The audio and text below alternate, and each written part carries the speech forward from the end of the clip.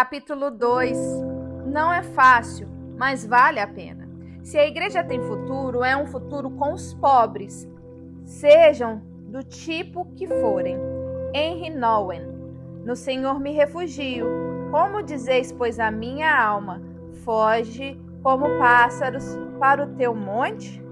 Ora, destruídos os fundamentos, que poderá fazer o justo? Salmo 11, 1 e 3.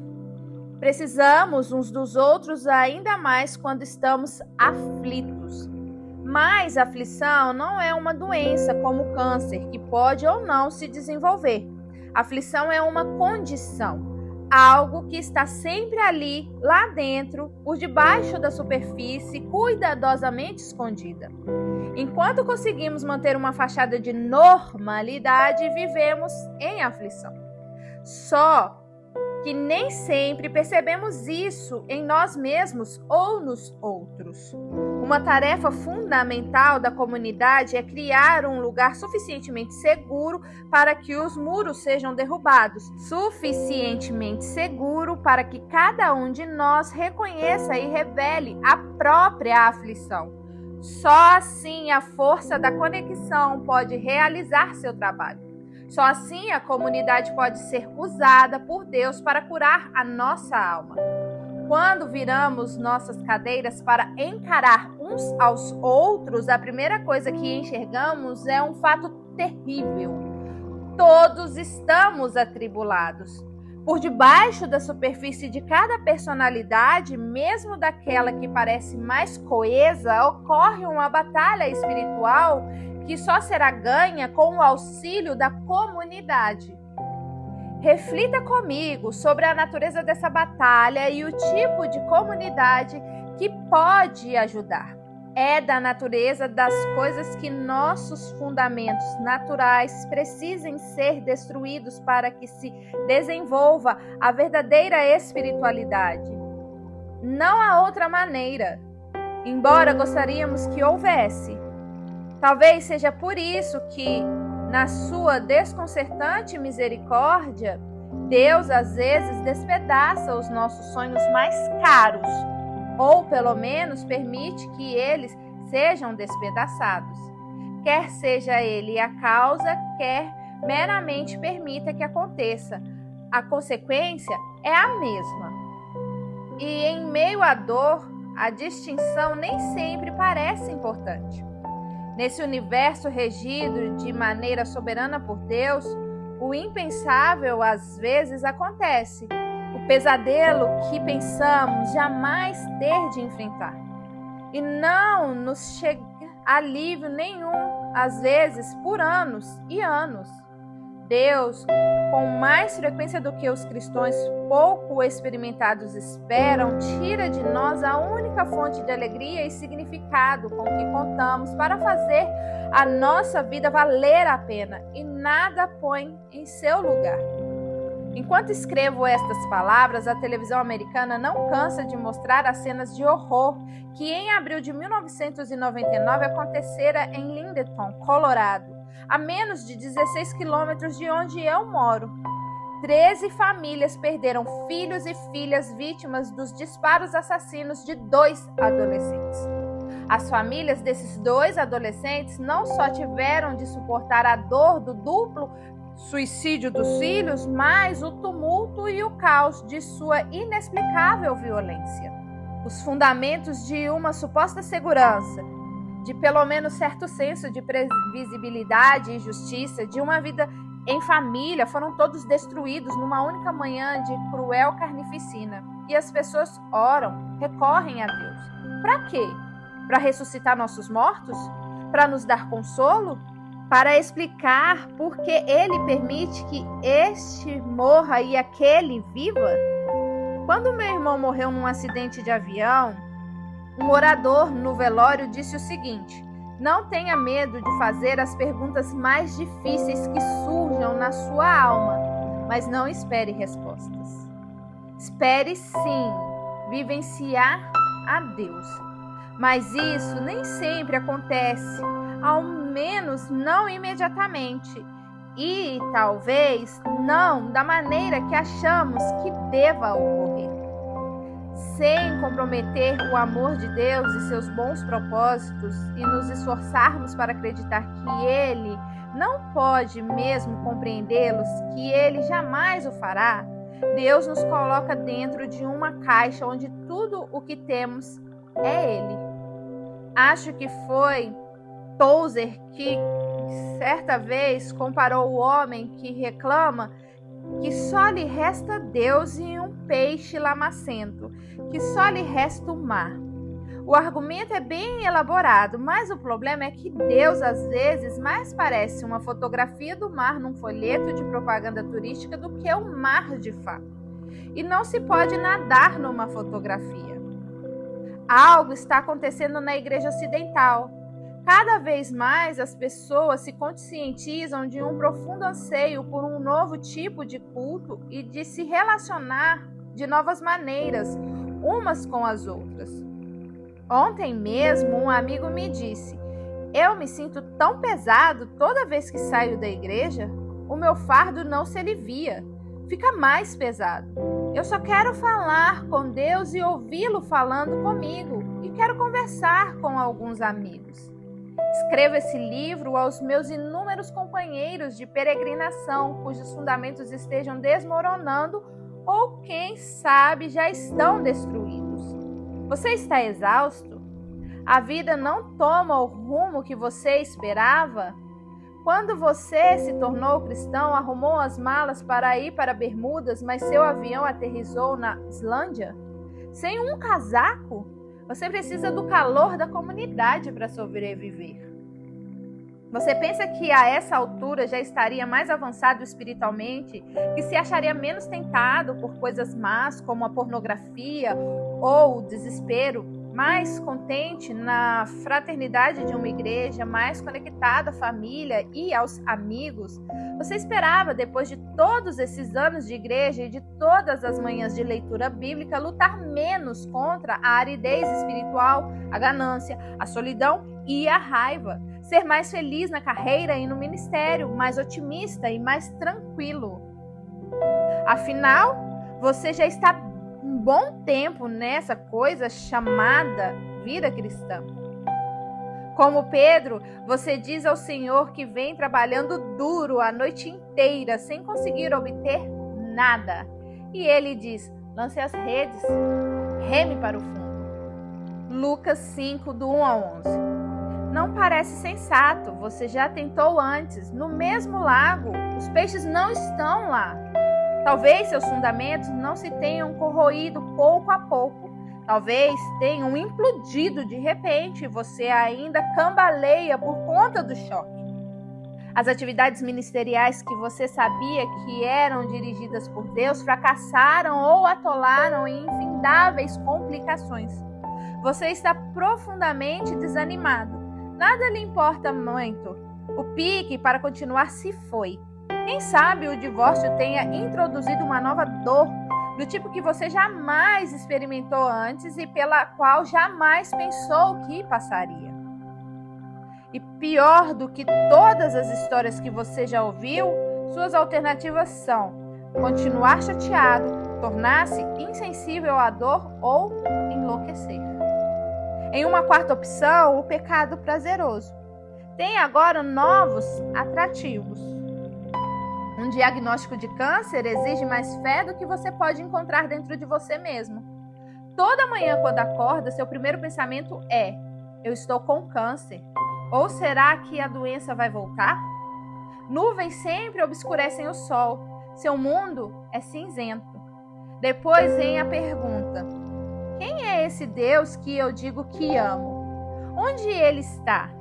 Eu sei que ele é bom, mas de que me vale isso? Às vezes acho que o odeio. Odiar pode parecer tão sensato, tão amparador, tão vivificante, tão maduro. Surgem mais perguntas. Será que um dia ele vai aparecer? Será que um dia eu vou sentir o seu amor a ponto de a minha paixão pela sua glória exceder a minha paixão pelo alívio? Será que algum dia ele vai fazer pelo menos uma coisa dar certo ou alguma coisa fazer sentido? Como um amigo me disse depois de uma sequência de provações especialmente duras, será que Deus não podia ser glorificado fazendo pelo menos uma vez o que eu quero que ele faça? E você faz uma pergunta atrás da outra. Quem eu sou? Eles me dizem que eu sou especial, amado, escolhido, antes da fundação do mundo, um amigo de Deus. E se é assim que ele trata seus amigos, talvez ser seu inimigo não seria tão mal. Que diferença faz? Que diferença faz qualquer coisa? Meu marido está doente, eu não consigo pagar as contas, a minha mãe está com mal de Alzheimer, ela nem sequer sabe o meu nome. A única razão que consigo conceber para acreditar no Evangelho é evitar o inferno. Às vezes acho que estou lá. Afinal, o que exatamente Deus está fazendo por mim agora? Você clama a Deus, não há respostas. Eu orava por um amigo ontem. A imagem que me veio à mente durante a oração foi a de uma pessoa solitária de pé num campo deserto à noite, erguendo os punhos fechados para Deus e berrando: "Onde você está? A minha alma está morrendo, a minha vida está em flagelos." E você não faz nada? Por que você não fala comigo? Na minha imagem mental, caminhei até ele e o abracei. Conversamos, ele chorou, abriu o coração para mim, mas logo eu tive de ir embora. Ele berrou enquanto eu me afastava. Pensei que você fosse o meu amigo. E agora você também está se afastando e me deixando sozinho. Eu estou irritado e você nem se importa. Continuei a me afastar dele e, olhando para trás, vi-o outra vez ali, de pé sozinho, o punho erguido para Deus, berrando palavras que eu já não conseguia ouvir. Fui tentada a voltar correndo até ele, mas não fui. Achei que àquela altura da sua jornada, a dádiva da minha ausência era melhor do que a dádiva da minha presença. Ou talvez eu devesse ter ficado mais tempo com meu amigo. Eu não tenho certeza. Como é que devemos nos amparar uns aos outros? Às vezes é difícil saber. Quando descrevo a experiência de fundamentos arruinados ou destruídos, creio que estou descrevendo a experiência de todo peregrino que sinceramente busca o Senhor. O caminho rumo à alegria da presença de Deus sempre passa por um período de lúgubre isolamento, quando parte de nós que mais deseja conectar-se fica dolorosamente só. Quando isso acontece e quando clamamos em meio à dor, a natureza da nossa comunidade espiritual é revelada. Algumas pessoas, muitas vezes, nossos líderes e amigos íntimos, demonstram aborrecimento, impaciência e desrespeito. Supere isso. Pare de se lamentar. Pare de sentir pena de si mesmo e faça alguma coisa por outra pessoa. Outros reagem mais de acordo com o ânimo que sentimos naqueles dias. Percebem a nossa dor, pelo menos parte dela, e tentam ajudar. Procure um conselheiro, tome algum remédio, vá fundo e expresse o que você realmente está sentindo. Pratique as disciplinas espirituais, ou quem sabe você deva se afastar de tudo por 1 ou 2 dias. Essas pessoas são bem intencionadas, mas é impossível evitar sentir-se irritado, pressionado e desconcertadamente desrespeitado. Se você é como eu, sente-se terrivelmente irritado quando alguém, sem que você peça, tente lhe dar conselhos, investigar seu passado ou dizer alguma coisa inteligente. Recentemente falei sobre o ponto em que estou na minha jornada espiritual para uma parte da minha comunidade. Uma turma da escola dominical de cerca de 50 pessoas. Parecia um enorme risco. Eu não me sentia seguro. Meu medo maior era de que alguém tentasse me ajudar, pois eu queria, na verdade, que meus amigos entrassem no meu mundo, se intrigassem a respeito do que Deus fazia na minha vida, fizessem perguntas, respeitassem o ponto em que eu estava na jornada e fizessem tudo isso sem planejamento prévio. Não queria que me oferecessem o que nossa sociedade maluca por terapia considera útil: procurar uma patologia que possa ser tratada, encontrar alguma coisa errada que possa ser arrumada. Eu lhes contei que estava mais ciente do que nunca a respeito de quanto o ego se envolve em tudo o que eu faço. Quando eu falo, me preocupo com o meu desempenho, com o modo como serei recebido. Quero dar aquilo que Deus me deu, tendo em mente, acima de tudo, a sua glória. Mas uma obsessão pela minha própria glória sempre se insinua. Eu sinto isso. Falando tudo isso de uma maneira que para mim parecia nova, me senti horrível. Eu temia ao mesmo tempo em que eles se retraíssem e me reprovassem, porém temia ainda mais o auxílio superficial. É só fazer isso ou aquilo que você será bem mais simpático. O esforço de ajudar parece muitas vezes obrigação de ajudar, e isso pode dar uma forte impressão de protetora superioridade. Um trecho do diário de Henry Nouwen, escrito no último ano de sua vida, me deu coragem de dizer algo mais. Depois de admitir que me magoou com facilidade, que um comentário descuidado, um simples olhar, uma única má notícia pode me atirar instantaneamente num poço de insegurança, nervosismo e ansiedade, eu falei. E essa foi a parte que exigiu coragem. Que não espero que as feridas se curem antes de me chegar ao céu. Nouwen chegou à mesma conclusão no seu último ano de vida. Desistir da cura, se cura significa um reparo naquilo que há de errado em mim. Reparo que vai diminuir minhas dificuldades.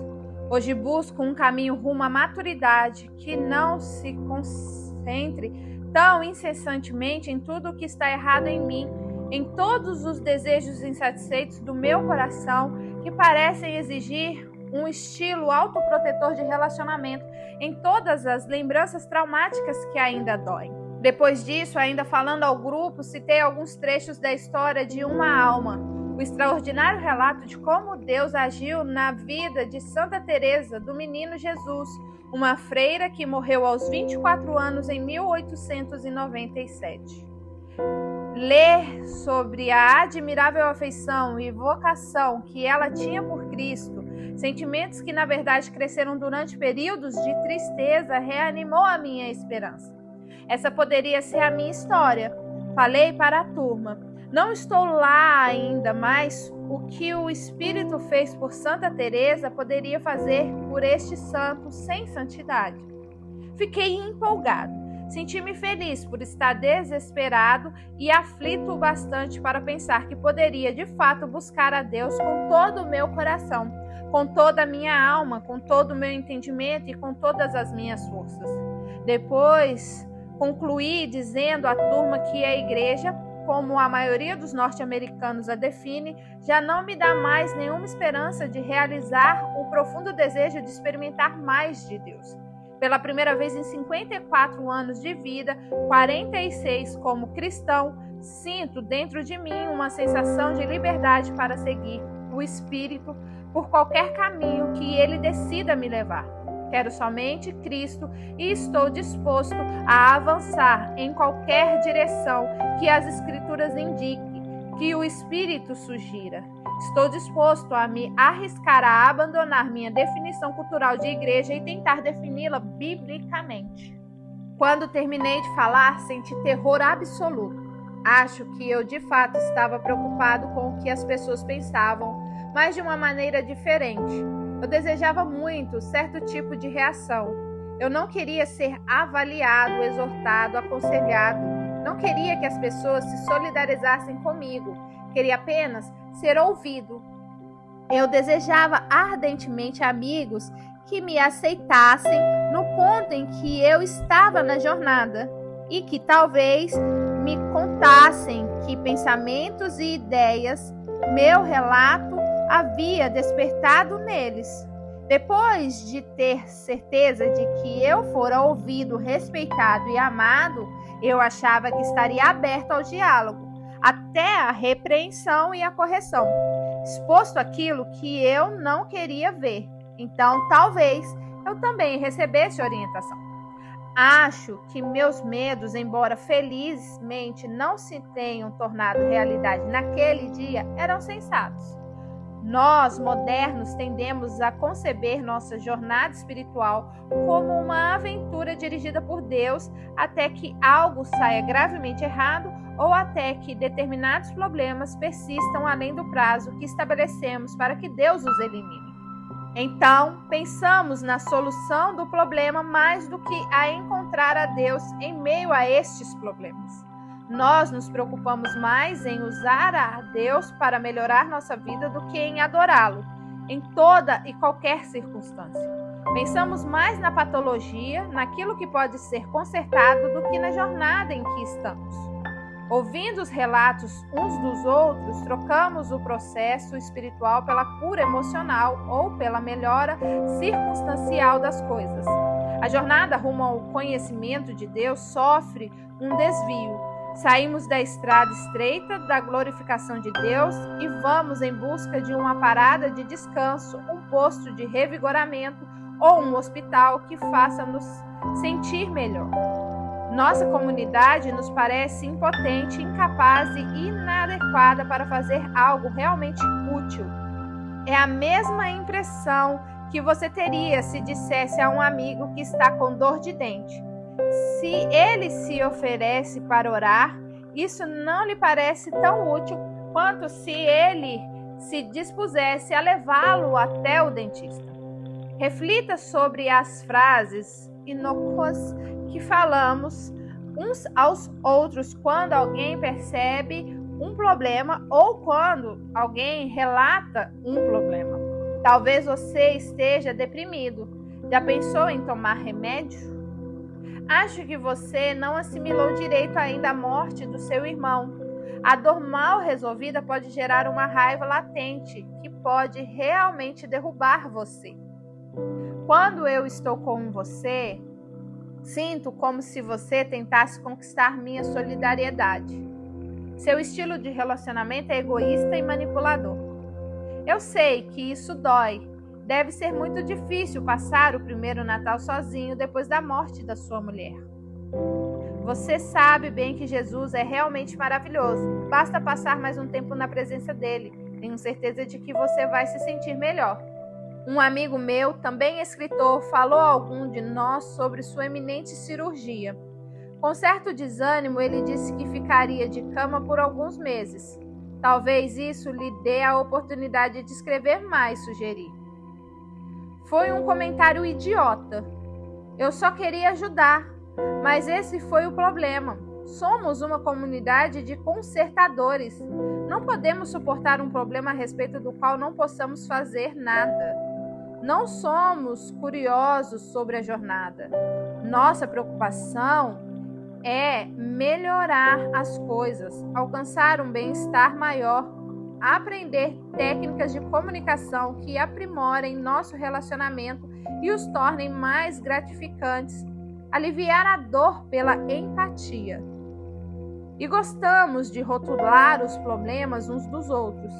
Quer os rótulos sejam precisos, quer não.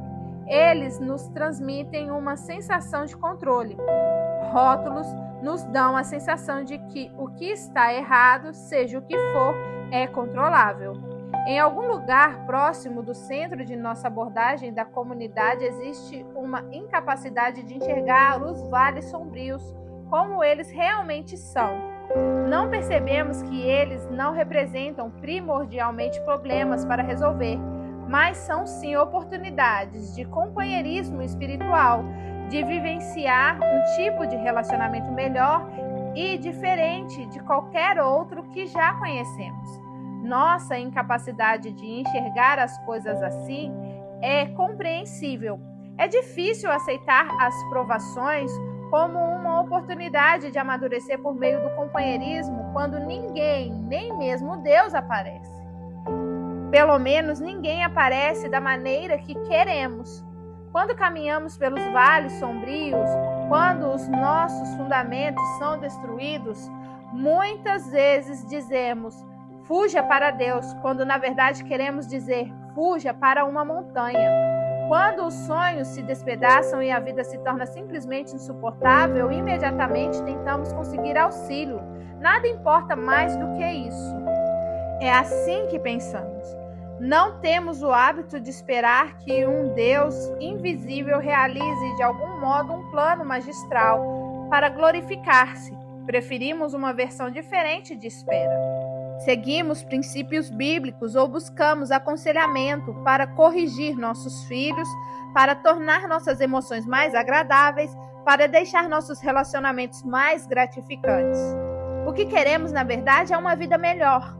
Muita gente dentro da igreja, talvez a maioria, trate desse desejo. Eis o que fazer, eis o curso que fazer, eis o conselheiro para consultar, eis os princípios para seguir, eis as regras que deveis observar, eis as promessas bíblicas que reclamar. São poucas as pessoas que nos orientam à adoração ou que nos chamam a um novo patamar de fé. São poucos as que nos convidam a vivenciar conversas espirituais numa comunidade espiritual. No entanto, você ouve seu próprio coração bradando: é o Senhor que eu quero. No Senhor eu me refugio. Não quero fugir para uma montanha de alívio. Leve-me para a rocha que é superior a mim, superior a todos os meus problemas, que me eleva à presença de Deus. Tudo mais é secundário. Esse brado de seu coração é seu desejo de fazer parte de uma verdadeira igreja, de participar de uma comunidade espiritual, de travar conversas espirituais de adoração com Deus e de partilhar a jornada com outros. Você deseja ardentemente um lugar seguro, uma comunidade de amigos sedentos por Deus que sabem o que significa sentir o Espírito se movendo dentro deles quando eles falam com você.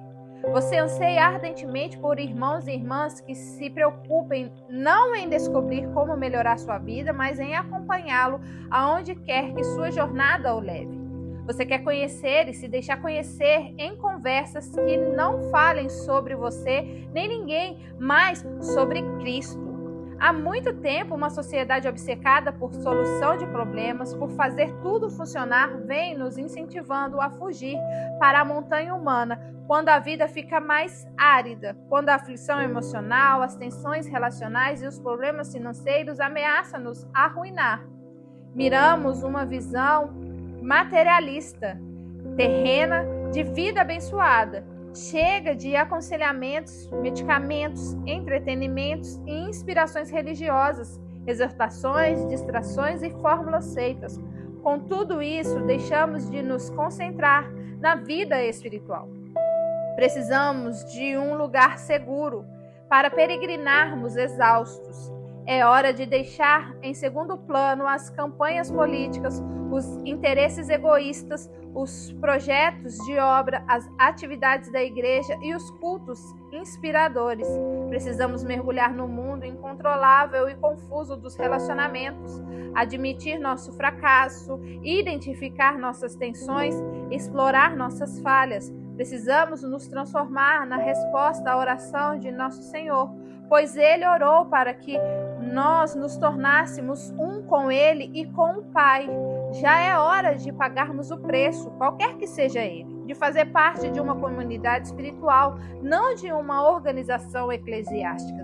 Já é hora de virarmos nossas cadeiras uns para os outros, para que assim aprendamos a conversar de maneira que estimulem os anoréxicos a comer, as pessoas de personalidade múltiplas a se integrar, os viciados em sexo a se entregar aos apetites mais nobres e os cristãos cansados a avançar pelos vales sombrios rumo às verdes pastagens e à própria sala do trono celeste. Já é tempo de edificar a igreja, uma comunidade de pessoas que se refugiam em Deus e encorajam umas às outras a jamais fugirem em busca de outro socorro. uma comunidade de amigos que sabem que a única maneira de viver nesse mundo é se dedicando à vida espiritual, a nossa vida com Deus e com os outros. Não será fácil, mas valerá a pena. Está em jogo o nosso impacto sobre o mundo.